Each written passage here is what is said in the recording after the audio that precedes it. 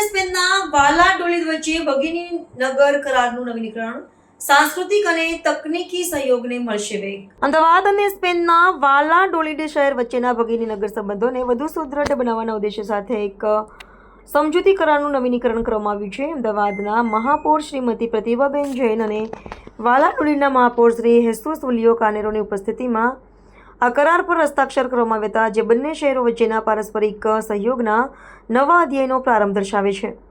આ પ્રસંગે મહાપૌર શ્રીમતી પ્રતિભાબેન જૈને અમદાવાદની વિશિષ્ટ ઓળખ પર પ્રકાશ પાડ્યો હતો.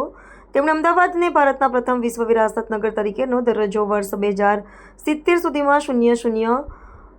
સુધીમાં શુદ્ધ શૂન્ય ઉત્સર્જનનું લક્ષ્ય, હરિત ઉર્જા, પુનઃઉપયોગ, ઘટાડો અને પુનઃચક્રીકરણ ત્રિઆરના સિદ્ધાંત પ્રત્યેની પ્રતિબદ્ધતા તેમજ દેશના સૌથી સુરક્ષિત અને સ્વચ્છ શહેરોમાં સ્થાન પામવાના દૃષ્ટિકોણને રેખાંકિત કર્યો હતો.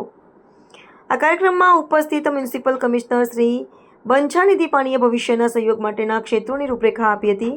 તેમણે જણાવ્યું કે સંસ્કૃતિ, વિરાસત, વ્યવસ્થાપન, રમતગમતનું માળખું અને તકનીકી આદાનપ્રદાન જેવા ક્ષેત્રોમાં બંને શહેરો સાથે મળીને કાર્ય કરશે. આ નવીનીકૃત ભાગીદારી અમદાવાદ અને વાલાડોલિડ વચ્ચેના સંબંધોને વધુ મજબૂત બનાવશે તેવી તેમણે ખાતરી વ્યક્ત કરી હતી.